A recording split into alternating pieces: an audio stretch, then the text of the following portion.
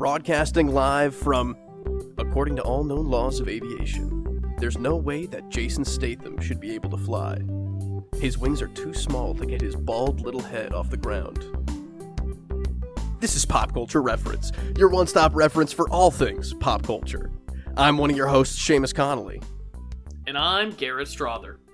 And if that weird callback to an animated Jerry Seinfeld movie from a billion years ago didn't tip you off already, today we're covering The Beekeeper, starring Jason Statham. Our first movie released in 2024? Is that right? That is correct. What a way to start off the year, Seamus, let me tell you. My expectations were so...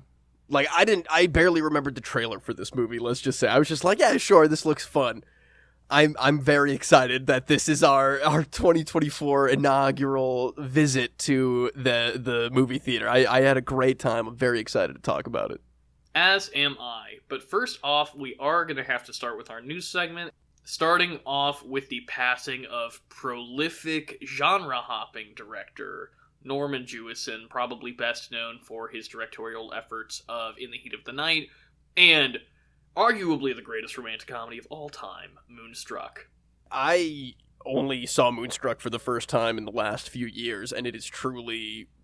It's one of the best movies. It's one of my favorite movies. It's like such a delightful, interesting, funny, weird movie that I had kind of heard of growing up, but never really sat down for. I mean, I also know him for his directing of the film version of Jesus Christ Superstar. Arguably, I think maybe one of the best musical movies of all time. I watched that endlessly growing up. I thought it was so good.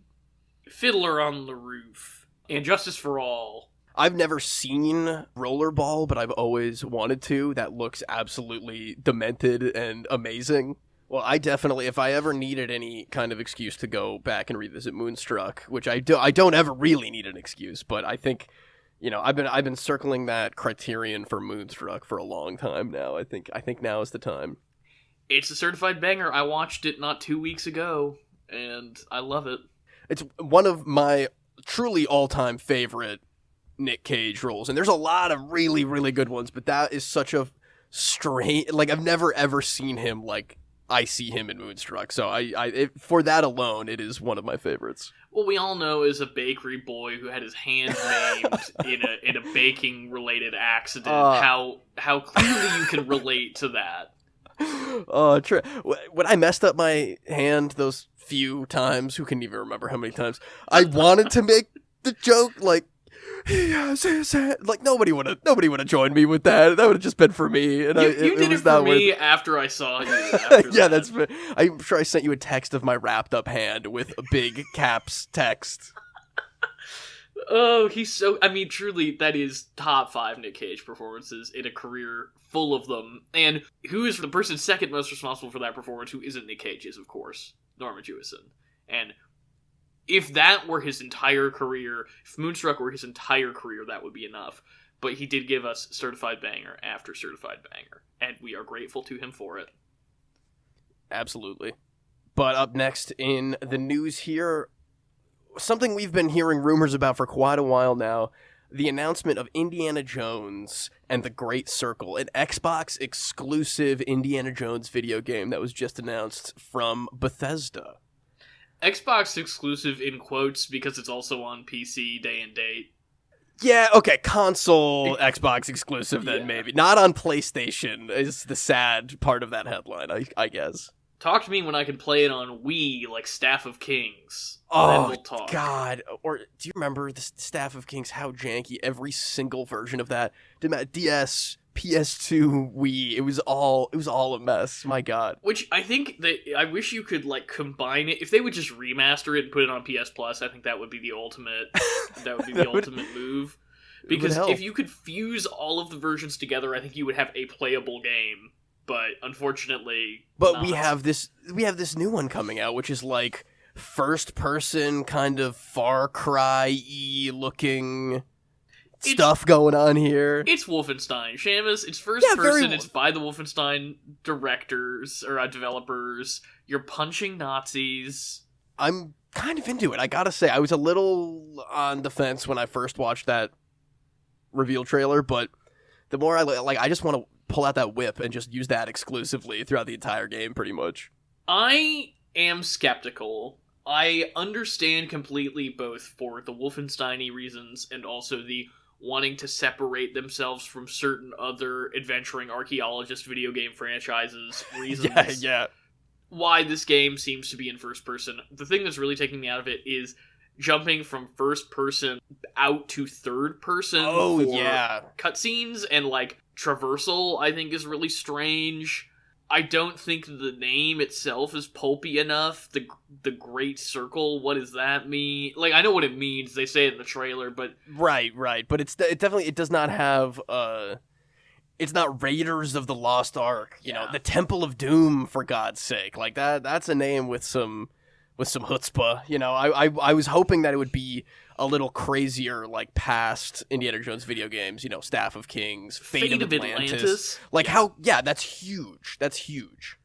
And you and I recently had this complaint about Dial of Destiny. I wonder if that's like what Disney and Lucasfilm's position is now. Like, no, we don't want too crazy of a name, but I'll say this for this trailer over Dial of Destiny. I could see everything that was going on the screen, and I was less creeped out by Indiana Jones's face.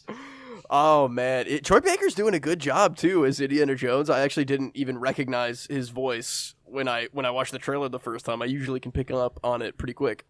He seems like a good fit for Indy. I liked all the behind-the-scenes mocap looking at stuff that they were showing off. So, will I buy an Xbox for this? It remains to be seen, which I have been threatening to since they announced it. I'm like, they're not going to keep me from playing the Indiana Jones game. What? Don't you own an Xbox? Am I a crazy It's not person? Coming out on the last gen. It's only new-gen Xbox. Got it. Right. Yes. I will maybe go half with you. Like, the Xbox is like starting to mount up things I really, really want to play. So maybe we have to do that at some point too, because it would make less sense for us both to buy an Xbox, I think. We'll have to see what reviews are like, and we'll have to figure out some Indiana Jones video game or something to cover for the show when this comes out, which is allegedly this year. I don't believe it. But... Oh my god, yeah. Everyone says they're coming out in 2024, you know, but I actually think that is insane if they think that they'll pull that off. Famously, you know, Bethesda, we don't have anything to worry about there with crunch. Yeah, right. So if they could do it without crunching, I guess I'm open to it. But I'm not in a rush to get this Indiana Jones game. I would rather it, like we say with every video game thing, I would rather it be good and take 2 years to come out. Yes, absolutely. But that is all our news for this week. So why don't we go ahead and move on? Oh my god, it's a beehive. Let's do it. For today's main segment, we are talking The Beekeeper, starring Jason Statham. An honest-to-God thrill ride. I was so happy with this movie. I was not expecting a ton and got everything I ever wanted. It was such a blast. I guess I can stop being unsure that I just actually love Jason Statham. I'm unapologetically loving Jason Statham's dopey action roles. I'm a big fan. I think he's terrific in this, and something I enjoy about Statham is that unlike a lot of similar stars, cough cough, Dwayne Johnson, cough cough, he is not afraid to do different personas in movies. Like, I think the character in The Beekeeper feels entirely different than his role in something like The Meg, which is the last Jason Statham thing we covered. Not only that, but what an incredibly different tone for him to take on.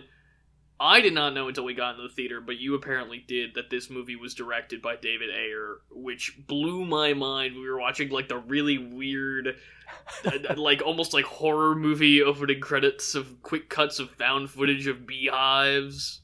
It's a wild ride, I will say, but don't you kind of see it a little more when they're in the like the call center casino sets, Yeah. you know, just a little bit more. Oh, I see David Ayer all over this movie. Okay, and okay. I don't mean that in a bad way. I think David Ayer is a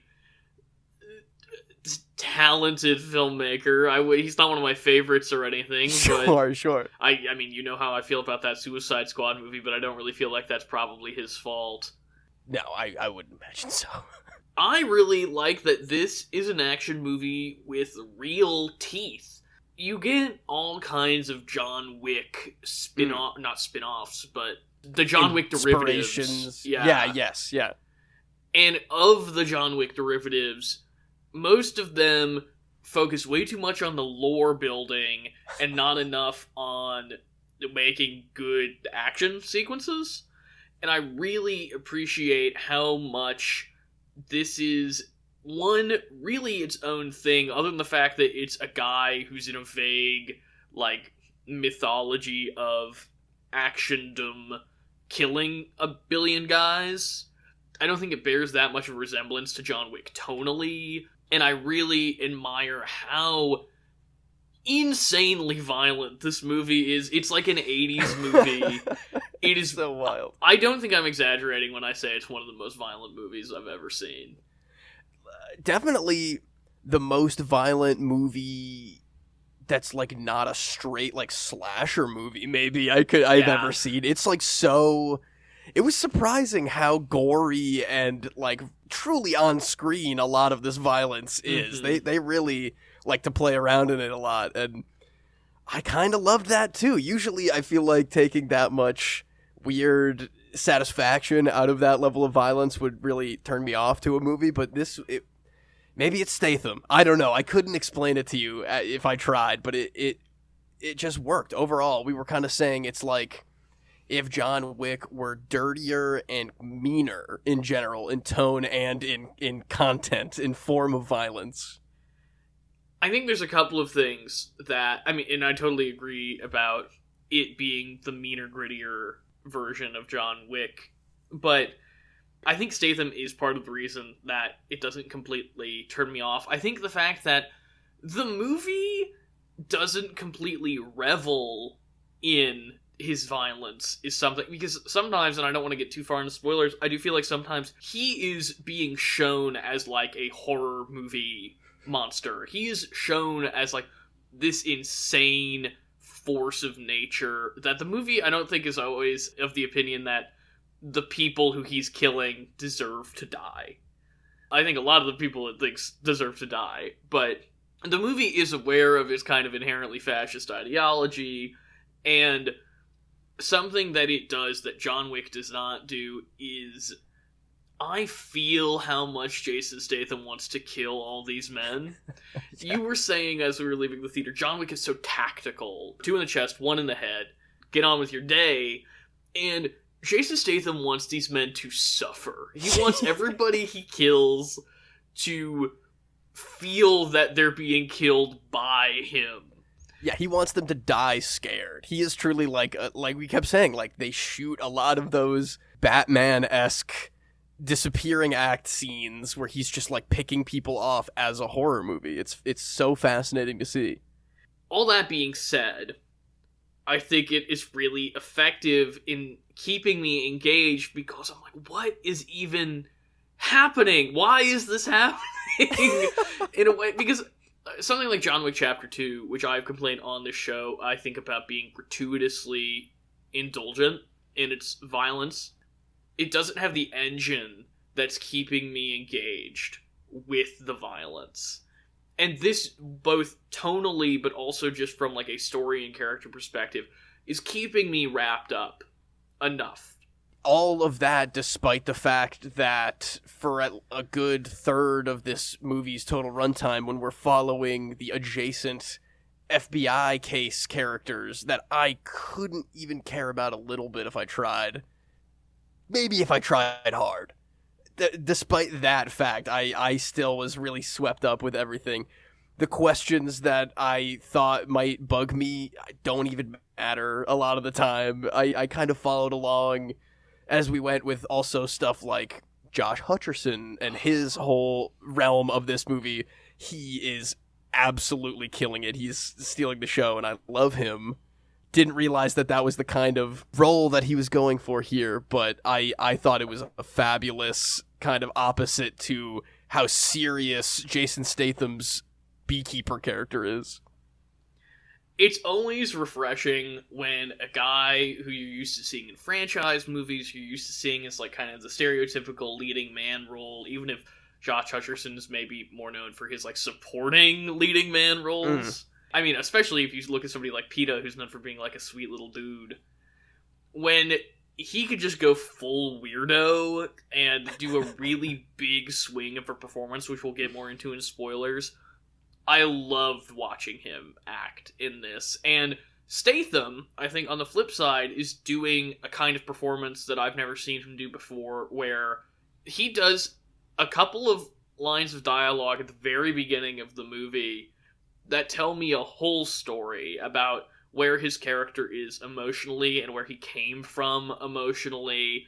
And it's not that the writing is particularly good, it's that he is emoting in a really deep, pensive way that justifies the rest of the movie. Yeah, absolutely. I wasn't sure where it was going in the intro, of course. He has those small moments of like, well, we kind of know what we're in for. We know this is like a crazy action movie. Statham's going to go... He's going to go off. He's going to be very capable, obviously. But those bits in the beginning where we get to see just the seeds of that character's past and where he is in that present as that beekeeper at the beginning of the movie, it's great. It's not over-explained. It's not hit you over the head John Wick 2 style BS. It just is, and it doesn't need to be any more than that as far as I'm concerned until, you know, maybe we'll get a sequel in here and then it'll get stupid, bloated with beekeeper lore. I think that if you are prepared for the violence that this movie has, I really do think it's like a Verhoeven-esque level of gore for an action movie. And you refined my statement well earlier. It's not really one of the most violent movies I've ever seen. It's one of the most violent action movies I've ever seen. That you're going to have a great time. It's a bizarre, rip-roaring ride. I enjoyed it so much, I've been thinking about it nonstop, and you really, really, really should not take your children to this. Oh, yeah, absolutely not. Like, I would even say, you know, you could go see, like, the Meg level of stuff if you have, like, a younger person, but yeah. I wouldn't bring anyone under, like, 13. Anybody? This is it's pretty intense. It's an R-rated. It's like a definitive hard R-rated movie. It's not just R because they cuss. Oh yeah, it is. But again, I definitely want to own a stupid yellow steelbook of this one day when it comes out. I think I would revisit this again. I like it a lot, but I think we should dig into spoilers here. I think we should get into the details. What do you say? Absolutely agree. Official spoiler warning for The Beekeeper. Seamus, where do you want to start? God, that's such a hard question with this one, because it's like Josh Hutcherson is the president's son, and like maybe we should just start with Josh Hutcherson in what is a super dark intro has a woman.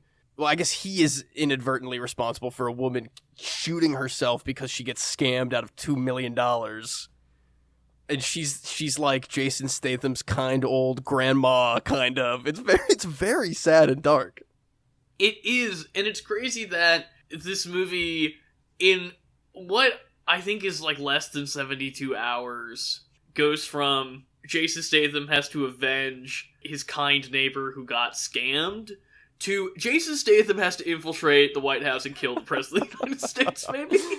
Oh God! Well, it's not even the White House. It's the president's private island house or whatever, crawling with private military and Secret Service. I leaned over to you during the third act of this movie and said, you know, if all of my teams of military guys were getting taken out by one dude, I think I'd probably go to the White House. That's yeah. Oh my God! Because the whole plan of Josh Hutcherson and Jeremy Irons, who we didn't even talk about yet, he's also here. Their whole thing is like, we should hang out around the president because we'll be safe there. And then they immediately go to just like, yeah, somewhere that's not Washington, D.C. in a compound somewhere. Like, it's very foolish. I think it's kind of supposed to be Camp David or something vaguely, but they never explicitly say what it is. She just says the beach house, I think. Just like implying, because her whole thing is that she's this, you know, billionaire business owner who gave up her company to her son and Jeremy Irons to run for president and won. So she's obviously some weird, I don't know, it's hard to read because at a certain point I'm like, oh, this is like a weird conservative allegory thing where there's like shadow holders of accounts and businesses that are actually still under whatever control, but I don't know. There's weird. The showdown at the end is genuinely strange. The politics are very strange. Yeah. Of They're all movie. over the place. I don't want to dismiss it out of hand by saying that something that deals so directly with the idea of there being rot in government and in the systems that are supposed to protect people in need. I do not want to imply that it is not political, but it does not seem that its politics were thought out in a way that is the primary driver of its plot. Yeah, because you have to think about those angles of, like, it's a single woman who Jason Statham's climbing this ladder that literally leads directly to the president of the United States. Yeah. It's like local people to the corporate shell in whatever city to the literal president. Yeah, it has a weird... It starts out being... You feel like it's kind of a conservative film because it starts out with a deep state. Everybody in government is corrupt and taking advantage of everybody else and making money off these shell corporations and everything. And then it seems to tilt a little bit further left when you learn about her corporate ties. At first, you and I both assumed that she was going to be some kind of Trump allegory. Yeah, oh, yeah. Ended up not being true. And then it kind of skews... I mean, this skews... Like, it's like Sorkin liberalism, where it's like, but she is the president, and she is the only one who's a good enough person to take a stand. So, it can't fully condemn the system, but it walks right up to... I mean, the closest you can get, probably, to fully condemning the system is Jason Statham quick draw shooting Josh Hutcherson in the forehead. To save the Madam President, yeah. Yeah. Which she is very upset about, but I mean, you know. Yeah, who is also Gemma Redgrave, who I think it's weird that they had a British woman playing the American president, but that's... Oh, she's British? Very funny. That's very funny. I don't know. I mean, they have a British dude being like an American special op.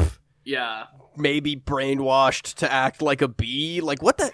That is where the other half of that... It's like, it might be political, but also they're like, all these beekeeper agents are carrying the literal beekeeping manual, and it's like, yep. Jason Statham's trying to kill the queen, and the queen, that's the president. And you're like, what are they, like, sleeper agents, or why do they actually care about bees? So I was thinking about this, and there's two things. One, I really actually am very charmed by the whole, like, how much they stick to the bee metaphor, and you're probably right about that informing the plot more than any politics of just him being like, well, there are certain bees that if the queen is producing, like ineffectual or defective offspring that will rise up and kill the queen. It's so literal, it's crazy. And so I was thinking about this with how Jeremy Irons, Minnie Driver, Jason Statham, obviously, Gemma Redgrave... A lot of British people in this. I was almost like, do you think this was originally supposed to be him making his way through the monarchy? Oh. And they changed it? Yeesh. Yeah, you know, that would be a very interesting, that would be a very different kind of movie, but every single thing that happens in that movie, down to like it starting in a picturesque countryside, and then you're just on an island on the coast, like that could all very easily take place. The mother's like the prime minister, or do you think she, like, the president was literally supposed to be the Queen of England? Well, I mean, if you want to take that to its logical conclusion, I guess so. Yeah, I mean, I don't know. I'm not saying I've read nothing to back that up. You're spoiling the sequel right now, Garrett. The second one's going to take place in England. You know, Seamus, please, Dude, please give me that. I would not mind another Beekeeper movie. It ends in an open enough way. I kind of love the ending. It's very abrupt, but the president wailing over her dead son and Jason Statham going into the sea, into the ocean to meet the Meg for like his ride Godzilla. out of there. Like, well, I did what I had to do. Bye, everybody. It's a very Point Break-y style thing with the FBI agent daughter of the nice old grandma lady. Again, they needed to fill some time. They couldn't have just back-to-back action scenes where Jason Statham is burning down call centers and stuff, but... You know, the cop stuff was wacky enough for me. Her weird sidekick partner, who... Yeah, I didn't mind him as much. Who, after he gets disarmed by Jason Statham and incapacitated, when they find him, goes to pick up his gun and goes, well, no, I guess that's evidence now. Like, I thought he was really funny, and they're trying to do this thing in the FBI office where... It's supposed to be like a crappy 70s, 80s FBI office where it's like water is dripping and stuff. And my biggest complaint about that was it was shot reverse. It was way too modern and digitally and cleanly shot to get that full aesthetic that they were going for. Kind of counterpoint to that, where you go over to the action, which overall is much more successful at emulating the kind of like Jean-Claude Van Damme vehicles that this movie is clearly inspired by, down to, you know, the direct callback to Die Hard, where he starts the circular saw to lure a henchman over somewhere he wants them to be. So you look at the gas station fight, where the new crazy beekeeper lady, which is probably the most John Wicky this movie gets, comes to kill him, and it starts the action sequence in a very grounded, in the blue hue of the gas station lighting. They're just, you know, it's more of a fist fight melee. And then it evolves into, she's got her giant Gatling gun that's mounted in the back of her truck and is just going crazy, and it turns into a CGI explosion fest. Yeah, it's a gasoline fight with a minigun in there, and she's, like, all purpled out, because that's her, like, thing, I guess. Beekeepers are just crazy people after Jason Statham. Again, I feel like she's dressed like an 80s henchman, so I think that was kind of an intentional choice, but just like how the FBI subplot has kind of the choices and environment that you would associate with the kind of thing you would find in an 80s action movie, the visual storytelling is not cohesive with that, and not even the aesthetics necessarily are cohesive with that.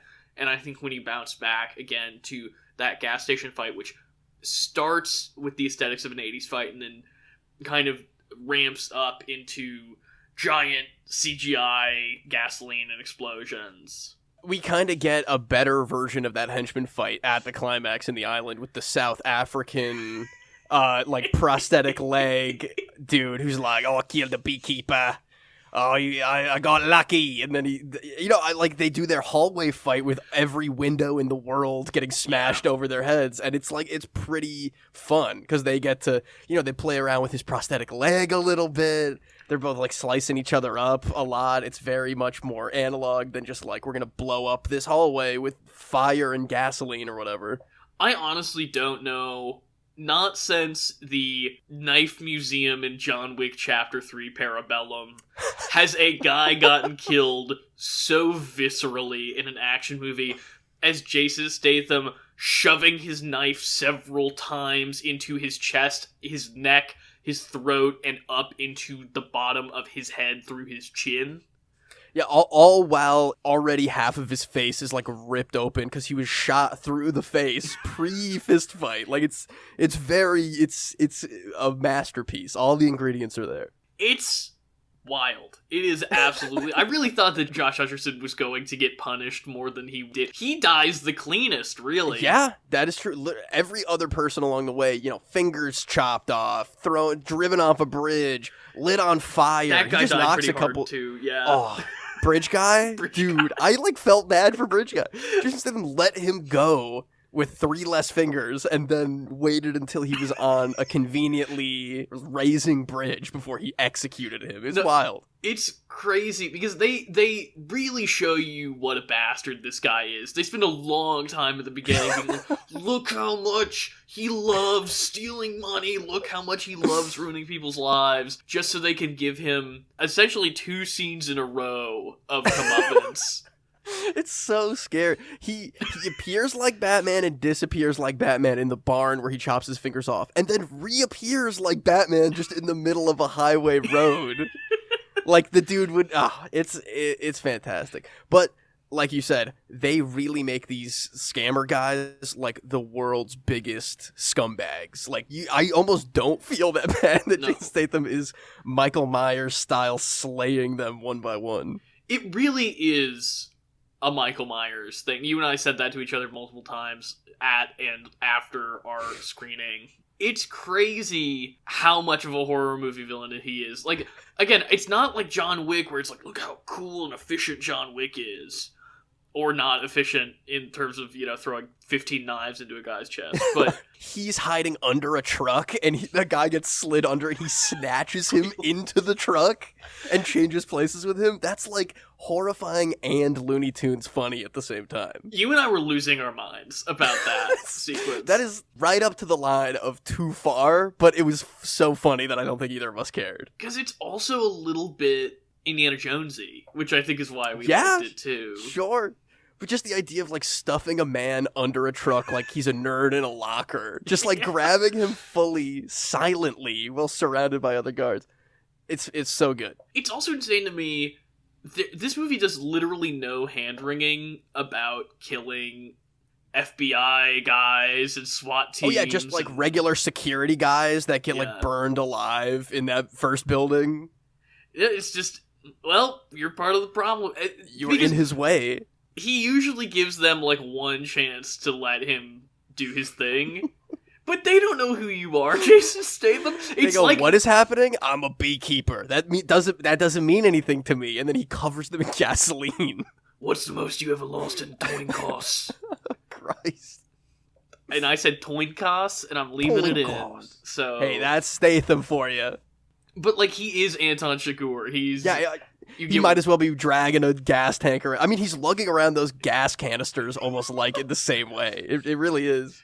One thing that didn't make the movie that I saw, unless I just totally missed this, in the trailer, it's implied that he has honey explosives, and there's even a line of, like, one of the FBI guys going, like, honey's flammable. Who knew? That I don't think made the movie at all. Yeah, I definitely didn't pick any of that up. There's the one moment where he like pulls open a honeycomb and it like has a hard drive in it or whatever, and like that's I was into that for sure. Like that's pretty awesome. But I'm not into it if it's like plastic explosive made out of beeswax or whatever. It's like he loves those bees, damn it. He's a weirdo. Let him be a weirdo. This movie lets him be a weirdo. Yeah, and that's why I like he doesn't, he has his spacesuit honeybee suit on at the beginning. I wish he put that back on. I wish that had been in more of the movie. For the island infiltration, he needs like a stealth suit. I mean, it very well could have been in a draft somewhere, but I kind of also like that he just has a Carhartt jacket and a trucker hat on for 99% of the rest of the movie. Yeah. After they massacre his bees with shotguns. Oh, so sad. I was expecting, because we said it ends so abruptly, I was expecting a shot of like him rebuilding his beehives or something, like helping that old lady's estate in some way. I guess, I don't know if he's gonna get to go do that, but the FBI lady seemed to not care. No. Well, we get a bee flying along. That's the last image of the film. Over the ocean for some reason. Well, it's by all the pretty lake stuff, I guess that's true. Stuff, whatever it is. You know that I was ready for this to be like truly supernatural bee powers Secret Agent, but I'm very happy that it was not. When I pitched this to you for the show, you were like, that movie where it's Bloodshot but with bees? Yes, exactly. It was going to be like, honey is his blood, and he needs to like eat bees like the guy from Crank to stay alive. And he has to go kill the Buzzed? Crank bee. Yo. Crank 3 Buzzed is actually pretty good. I'm going to be honest. Jeremy Irons doesn't Jeremy get Irons, enough to do. yeah. I don't think that. I think that's like he gets a couple of really good like villain monologues towards the beginning of the movie, and then gets his finger broken in the third act, and that's the it. And so I think you're right that he's likely coming back for a theoretical sequel. Because the president is still alive. Jeremy Irons is still alive. They are pissed that, Homeboy got quick drawed on in there, even though he was just, like, super coked up and was going to murder, suicide the president. Minnie Driver, who is the director of the CIA, I think, is in this movie for 2 scenes, and Yeah. I feel like that is also kind of a backdoor setup for something larger. Like, he is on the run. We get, like, truly, like, 10 seconds of him making contact with, like, the Beekeeper agency. Yeah. And that looked super goofy, and I'm sure there's lore that they are thinking about for whatever that means for the next one. That is kind of a calling card of, look at all this analog 80s technology that the Beekeepers are still well, it's digital, it's computers and stuff, but, like, old school 80s technology that the Beekeepers use, and they have their weird uniforms, and I also don't think it's a coincidence that the way that sequence is shot looks a lot like when John McClane calls in the emergency over the radio in Die Hard. Oh man, it definitely looks like that. It's again this statement piece about, hey, you remember like 80s movies that were over the top mean with their violence? We're back to that. And I'm here for it. They already set up, like, there is a lineage, quote unquote, of Beekeeper agents, and they have no qualms being ordered to kill each other. They almost are kind of into it. Like, it's an honor to get into a fight with someone like Jason Statham in this universe. So that could, unfortunately, dip its toes into the John Wick Chapter 2 style of thing. Or was that 3? That was 3. Both, it's like, really. I guess, yeah, they take place on, like, the same 2 nights. But then we have, all the Chapter 3 stuff where it's like you have to get from warrior style from one end of the city to the other, and we have a bunch of colorful assassins in the way. Like, I think that is maybe on the right. Maybe we'll get a henchman that sticks around for more than a single fight scene in the next one. He can have a little bit of an adversary now that Hutcherson is gone, sadly. But I like also in a way that they're not precious with their henchmen. It's not like, oh, they'll be back for the sequel. I do enjoy, here we'll set this guy up as super competent, super scary. Are they a match for Statham? Absolutely not. Let them just get steamrolled. I guess, yeah, it really is like a little mini-boss before we get to the main conflict in a way that doesn't feel, like you say, so precious. Like, at the end of that gas station fight, and everything was going up in flames, I was like, oh, we're gonna see a purple-gloved hand, like, crawl out of the flames. But it's like, oh no, then there's just like a second bigger fire explosion that they're like, no, they're dead. They're so dead, it's insane. It's also a very funny cut of him going from taking that guy's car, like literally next shot, the gas station blowing up, so that guy is just dead, maybe? Like this random civilian man.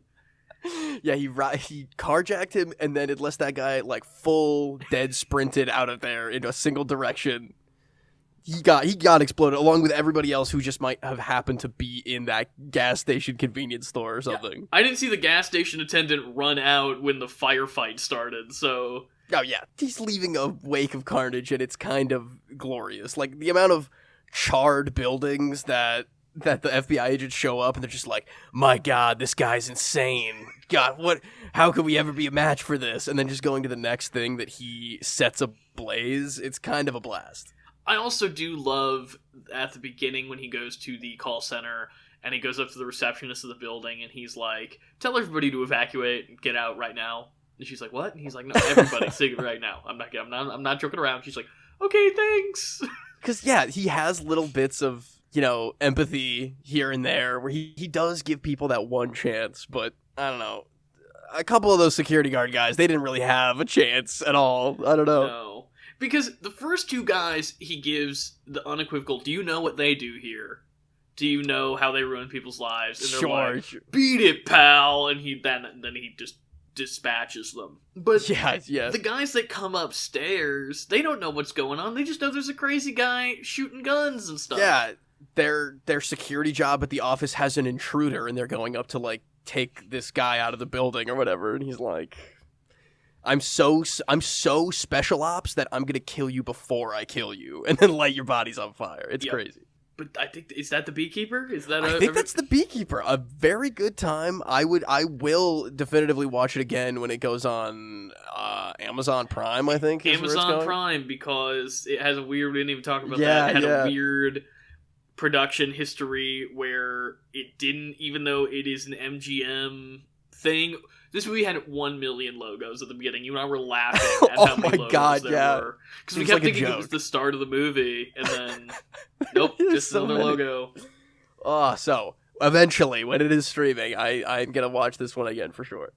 Me too. I'm excited to return to the world of Clay, like from Die Hard, and the Beekeeper. But what do you say we talk about our pop culture reference this week? Let's do it.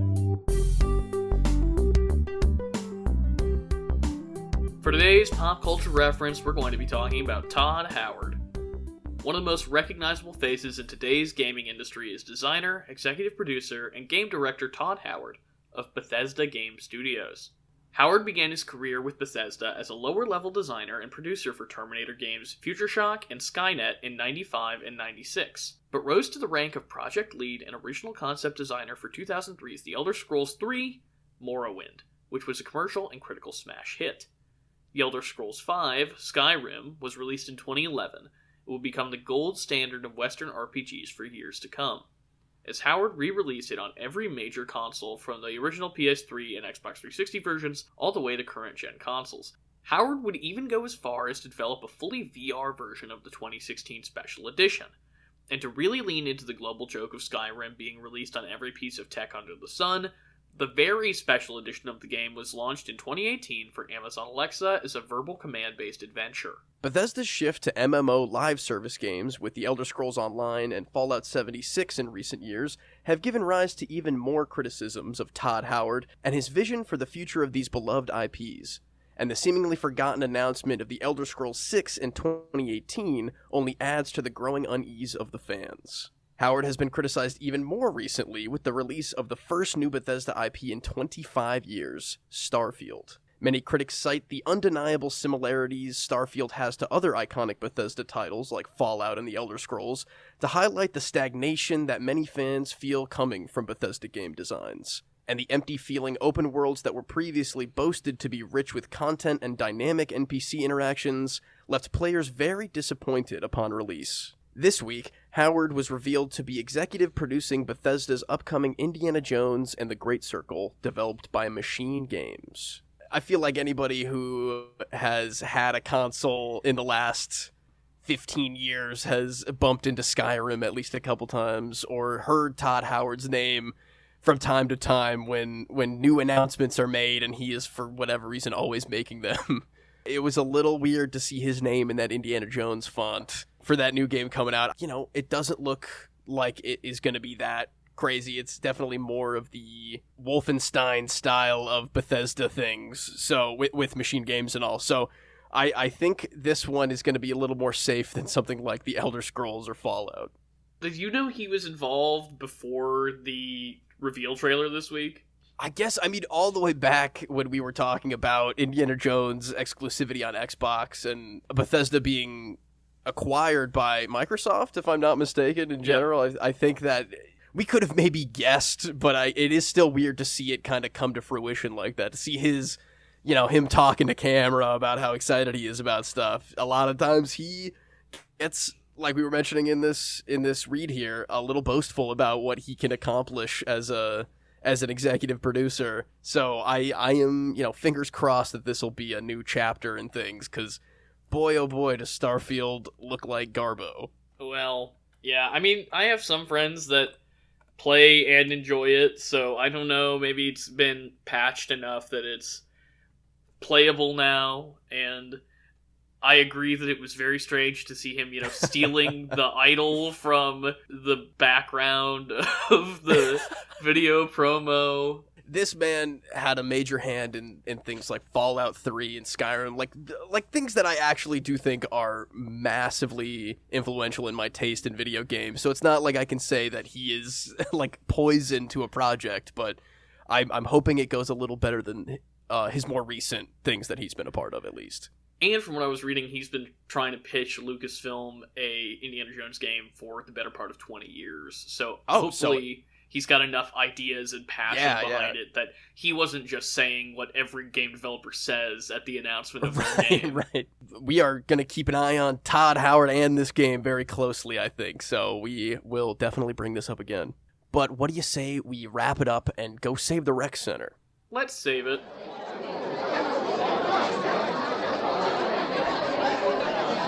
Save the rec center! Now it's time to save the rec center, where we bring you our weekly recommendations. Seamus, what are you bringing in this week? Well, I gave myself some breathing room because I did an actual movie last week. So the video game I'm playing this week, I've already mentioned this to you, is the World War II military sim Hell Let Loose, which I very regretfully missed on PS Plus about a year ago. It was on sale recently. I pulled the trigger. It has been the most frustrating and incredibly entertaining online gaming experience I've had in a very, very long time. God knows I wasn't going to go into like Modern Warfare 3 or, do any of the like Battlefield 2048 or whatever that one is called. I'm pretty much off of those big main franchise things, but Hell Let Loose is such a weirdly realistic, if you get tapped once, you're pretty much dead, and you have to respawn and run like 15 real minutes across a recreation of a French village somewhere. It kind of sounds horrible when I describe it like that, but let me tell you, it's just the most satisfying when you can cooperate with your 50-person team, 50v50. It's absolute chaos, and truly some of the best use of the PlayStation 5 haptic feedback on the triggers that I have ever had the pleasure of playing with. So I very much recommend that to you, Garrett Strother. I did catch this on PS Plus, and I have been looking for people who are also playing it to hop on with. So now that you are a convert, I think that is the sign. It's such a weirdly role-specific game. It's like you have to have a spotter with your sniper in two-man teams. I think we could have a little fun with that. That sounds like a good time. We're team pop culture reference. Go, yes. go. Yeah, we'll turn on our mics and just anyone who's near us will just be like, hey, check out our podcast, and then immediately get killed and kicked from the game. It'll be great. It'll be a blast. I'm assuming there's friendly fire in Hell Let Loose. 100%. Yeah, I've accidentally blown many of my friends' heads off just like trying to get an angle on somebody. It's very funny. Well, that sounds great. But what do you have to save the rec center this week? I'm going to keep it on theme with our news and Rec Center, a movie I watched 2 days ago, not knowing what was soon to come. Norman Jewison's The Original Thomas Crown Affair. Oh. It's a movie I've been meaning to watch for a long time. I am a fan of Jewison, obviously. I like Steve McQueen. Faye Dunaway is always good. I like heisty movies, and I didn't really know much about it other than it's super famous and iconic. So I checked it out and was blown away by the fact that it is both the most 60s movie I've ever seen, but also kind of a weird proto-70s movie with a lot of handheld camera work and very interesting on-location shooting that seems to predate... It's like a new wave film, I would say. And there are a lot of references that I did not get in Austin Powers until 2 days ago. Let me tell you that, Seamus, because there are so many things where I was like, oh, so this is like just literally, because I was like, it's the time, it's like the pastiche of the era, and I was like, no, this is just literally a scene from Austin Powers. It's so funny, dude. That's very funny. The use of split screen, which is a common 60s thing in general, I did not realize how innovative and exciting and truly bizarre the sequences could get with the use of split screen. Also, always glad to see Yaphet Kotto pop up in anything, even though he's barely in this movie. Well, I've heard the name The Thomas Crown Affair for my entire life, pretty much. Probably people referencing the remake is usually what people are talking about? Yeah, with the Pierce Brosnan, Rene Russo, which is directed by another great genre-hopping journeyman, Martin Campbell. So I've never seen it, but I would like to. Well, I've got 2 on my list, I think, because I know very vague things about it, but I love how you're describing that 60s, 70s mashup of filmmaking right now. I think I'm going to have to check that one out first. Please do. But that wraps up our show this week. If you want to reach us on social media, you can hit us up at PCR_podcast on Twitter, Instagram, and TikTok. You can also find us on Facebook. And if you want to send us an email, that's popculturereferencepod@gmail.com. Next week, we will be, in anticipation of Argylle, another whirlwind literary action-adventure film. A film that Seamus somehow has not seen, even though it's a certified classic. Romancing the Stone, directed by Robert Zemeckis, and starring Michael Douglas, Kathleen Turner, and Daniel DeVito. I'm very excited. I know less than nothing about Romancing the Stone, except for that cast and how excited I am to see them all there. So I am looking forward to finally discovering this one. I'm looking forward to talking it through with you, and everybody, we will see you next week. Adios, beekeepers. Gotta protect the hive. Kill the queen, protect the hive.